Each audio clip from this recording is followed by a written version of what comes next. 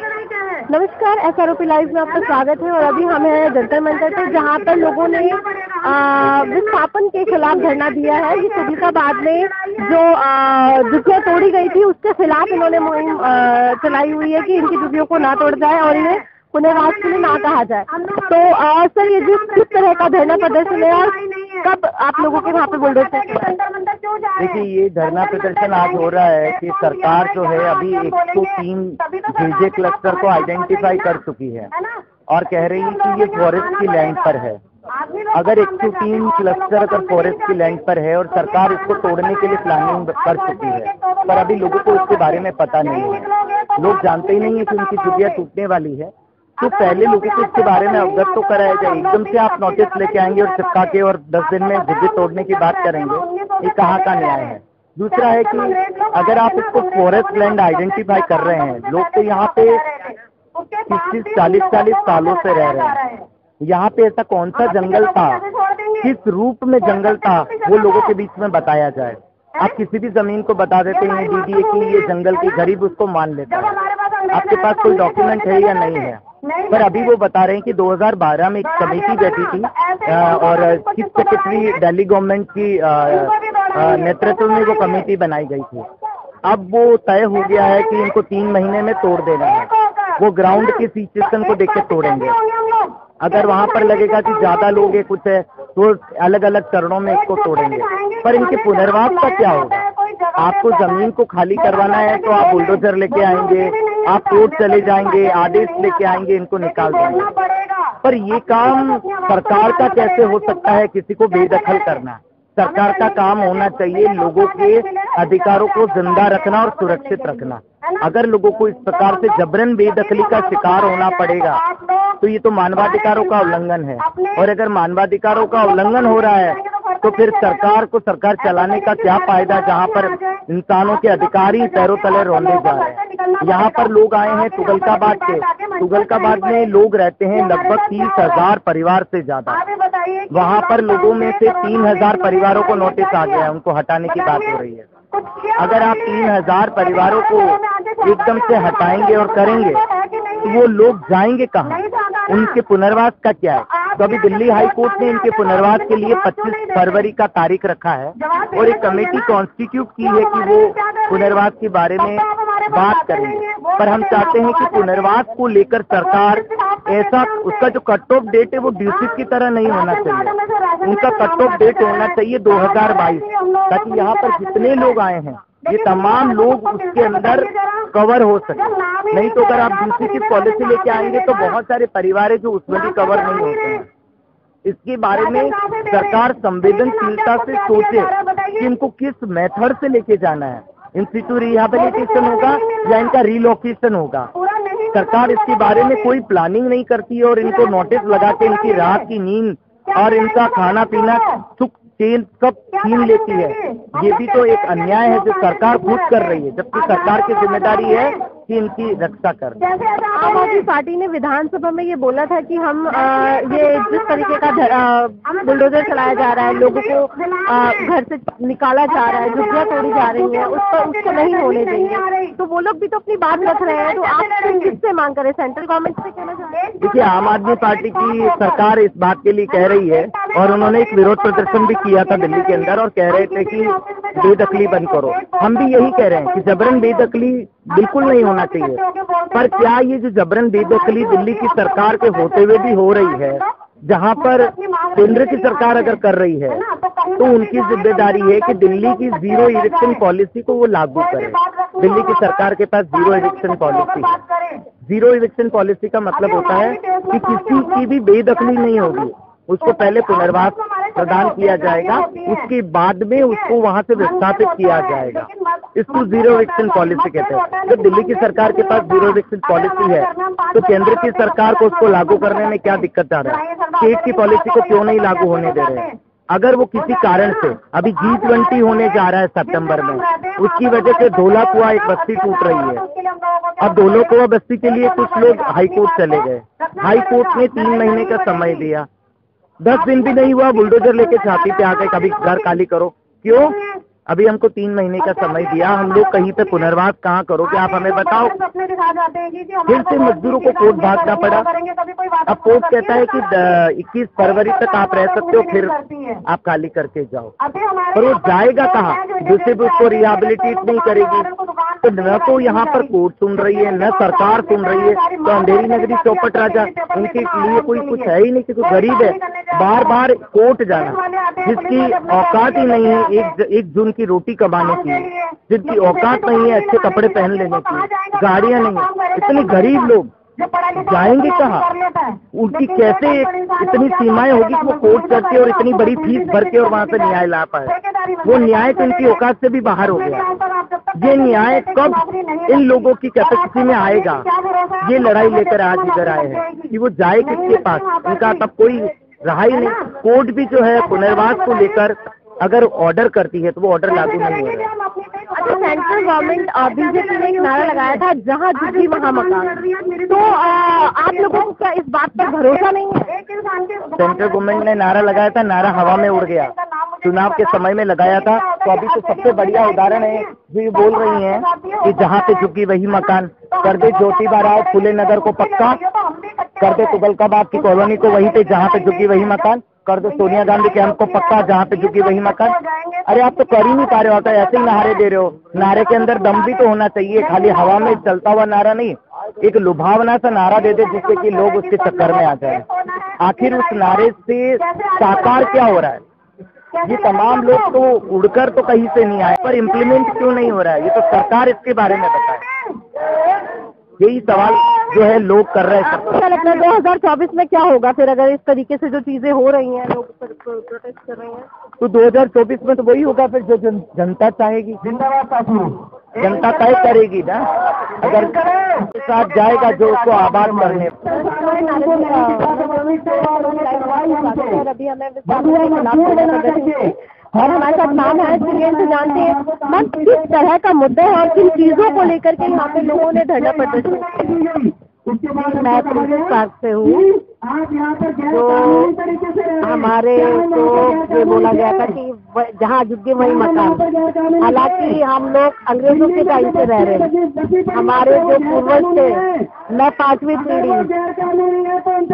जहाँ हम रह रहे हैं, मैं 5वीं पीढ़ी, फिर भी वहाँ को उखाड़ने की बात, हमारा केस कोर्ट में चल रहा है, पर हम फिर भी कहते हैं कि सरकार जागृत हो, हमारी बातें सुने, हमारी मांग सुने।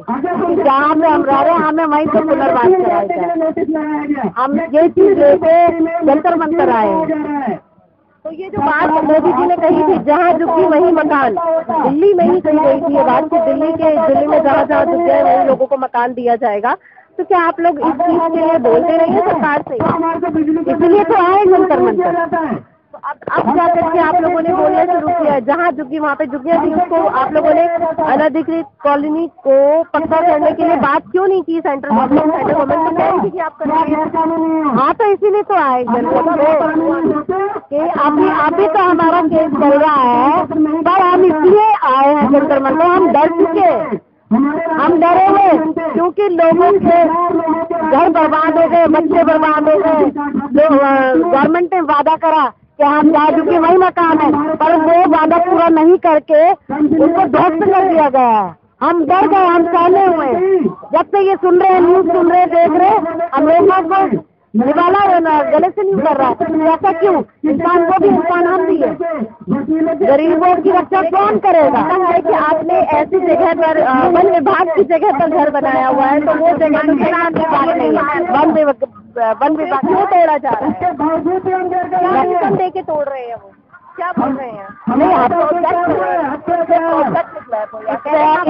कोई प्रोजेक्ट बनाया हुआ है, उसके ब्याह पे वो प्रोजेक्ट तैयार करेंगे। आप जाओ, मेमोरियल तो बन चुका है, तो हम ऐसे क्यों जाए? हम तो वहीं रहेंगे। मेरा जन्म यहीं हुआ, मेरे पूर्वजों का जन्म वहीं हुआ, वहीं मृत्यु है। आप लोगों को क्या दे रहे हैं? वहाँ से जाने के लिए कोई और जगह दे रहे हैं, पैसा दे रहे हैं, क्या दे रहे हैं? हमें कुछ नहीं चाहिए, हमें कुछ नहीं चाहिए, हमें वहीं रहना है। अच्छा, आप लोगों की पक्की जगह से भी जगह आप लोगों से को हटाया जाए? 60-70 साल हो गए रहते हुए। नहीं नहीं, 100 साल हो गए। हमारे बाप दादा गुजर गए, मेरे पति अभी कोरोना में हम तो ये हम वादे इतने बड़े बड़े करके जाते हैं, कुछ नहीं करते। मतलब आप लोगों की पक्की जमीन पर भी वो आप लोगों को रहने नहीं देना चाहते। आप लोगों का जो खुद के नाम पे है, जो इतने टाइम से आ रहे, तो आप लोग जाएंगे कहाँ पे? हम कहीं नहीं जाएंगे, सीधा ऊपर जाएंगे अगर गवर्नमेंट ने नहीं माना। आपके पास नोटिस आया है? आया था। क्या किया आप लोगों ने? केस डाल रखा है ना हमारा, मैंने बताया ना आपको। हाँ, और चल रहा है केस, जब तक रहेगा चलेगा। लेकिन ये तो है कि काम चलना शुरू हो गया है, तो अब तो ये खाली करवा के मारे हैं लोगों का सुन के। उनको भी हटा रहे हैं तो हमारे को तो लगेगा ही लगेगा। हम सब मांगते, ये मेरी भाभी है, ये मेरी बहन है बड़ी, हम सारे रिलेटिव वहीं पे और भी है। उस तरफ इंडिया गेट की किस तरफ रहते हैं? जो गोपर विकास मार्ग है ना, गोपर विकास मार्ग के ऊपर रेलवे है ना, और रेलवे का ऑफिस है ना, रेलवे का ऑफिस अंदर है, पटियाला और बड़ौदा के बीच में। पटियाला और बड़ौदा कितना अच्छे, कितने लोग, कितने परिवार रहते हैं? हमारे 3000 लोग रहते हैं। 3000 लोगों की संख्या है वहाँ पे, और वो सबको नोटिस गया हुआ है। नोटिस दीवार पे लगाया था, मैडम, और ऑफिस लगा था आपके मकान कहाँ जाएंगे हमको? नहीं, ये कहा गया कि हमने तो और जगह का हमें ऑप्शन दिया, हमें नहीं चाहिए। हम अपने प्राणों के लिए क्या हमने त्याग नया करा? वर्बली दिया, वर्बली दिया, लेकिन किसमें नहीं दिया? आपको ये मकान दिए जाएंगे, वर्बली बोला पर वो हमारे को नहीं लगता, कुछ राइटिंग नहीं। हम लोगों के बच्चे टैलेंटेड हैं।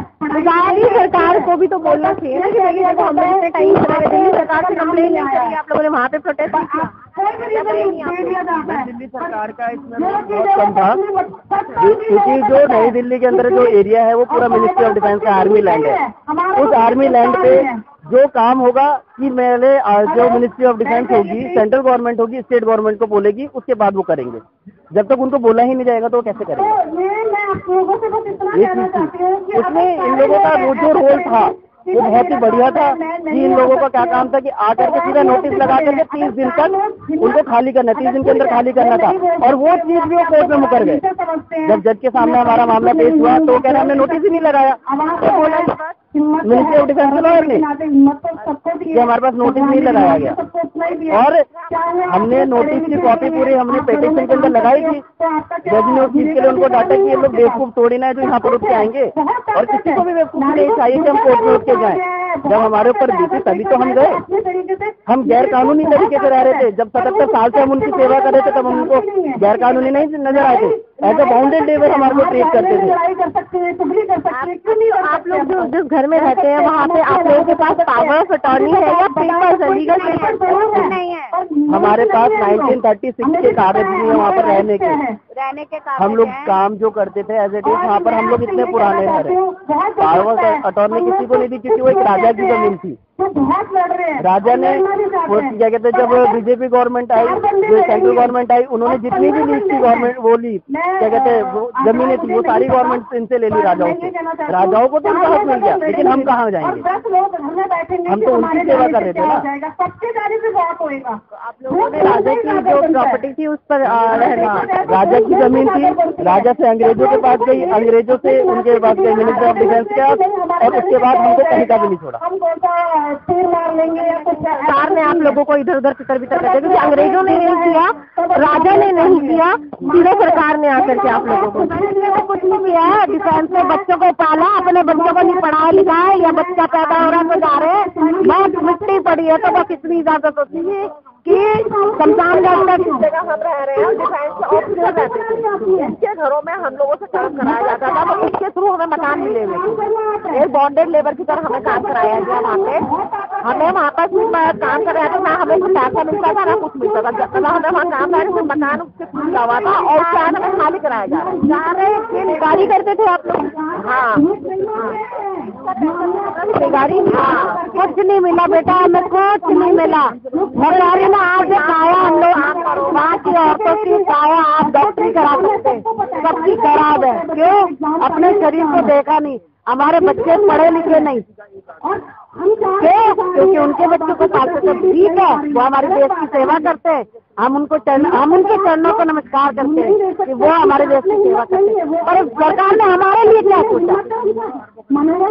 हम इंसान हैं, जानवर की नई जगह दिख जाती है, हम तो इंसान है। 10 साल जो जगह जहाँ रहेगा वो जगह उसकी है, और हमें तो वहाँ कितने साल हो गए रहते। जैसे कि बता रहे हैं कि वो डिफेंस का है, तो आप लोगों को खाली करना पड़ेगा। आप लोगों के पास कोई पेपर्स नहीं है, खाली करवा ली। जो डिफेंस की जहाँ पर वो रह रहे थे ना, वो तो ऑलरेडी खाली है 2017 से, बल्कि 2015 से खाली है। जिस लैंड पे हम 1.5 एकड़ पे रह रहे हैं ना, पूरी 300 फैमिली, 300 क्वार्टर्स, उस लैंड को खाली करवाने की बात कर रही है। सरोजनी नगर में हुआ, सरोजनी नगर के क्वार्टर्स भी खाली करा के तोड़ फोड़ बता दी परिवार से उनको क्यों नहीं समझ में आती, क्यों नहीं माफी करेगा? गवर्नमेंट में आता है ना, तो हमारा तो झुग्गियों में आता है। जैसे अगर मिनिस्ट्री ऑफ डिफेंस की लैंड होती तो वहाँ पर जो भी सर्विसेज प्रोवाइड करनी होती CPWD द्वारा होती थी, जो भी लैंड होती है उनकी वगैरह सारी चीजें थी आप लोगों की। हमारे को हमारे MLA फंड से जो चीज मिली है वो मिली है, MLA फंड कुछ नहीं दिया। हम एक कॉमन टैप में पानी पीते हैं, मतलब सबके कॉमन टैप एक नल से 20 से 25 जगह पानी भरते हैं। घर में नहीं है नल, कॉमन टॉयलेट है, कॉमन टॉयलेट नहीं है, घर में टॉयलेट नहीं है। नहीं, जैसे प्रॉपर्टी के पेपर्स नहीं है और पावर अटॉर्नी वगैरह कुछ नहीं है, लेकिन ये रह बहुत टाइम से रहे हैं, तो ये लोग जाए कहाँ? इनकी जो 4-5 पीढ़ियाँ वहाँ पे रह चुकी है, तो अब ये लोग जाए कहाँ? क्योंकि पीढ़ी ही नहीं है, तो ये लोग अब विस्थापित अगर होते हैं तो जाएंगे कहाँ? गवर्नमेंट इन्हें देगी, जगह अलाउड करेगी कि नहीं करेगी, क्या होगा? इन लोगों की बहुत ज्यादा खराब है। और अब हमारे सामने लोगों ने सोच के लगा रखा है कि मैंने तुम्हें प्रधानमंत्री बनाया और तुमने मुझे बेघर बनाने की चाल चली, तो भी क्या बात जाओ? ये इस तरह के पोस्टर्स हैं जो लगाए गए हैं, और प्रधानमंत्री मोदी से कहा जा रहा है कि उन्होंने वादा किया था जहाँ झुग्गी वहीं मकान, को फॉलो करें। क्या लोगों को झुग्गियों की जगह मकान दे रहे हैं, या जिनके पास मकान है उससे भी उसे हमारे घरों को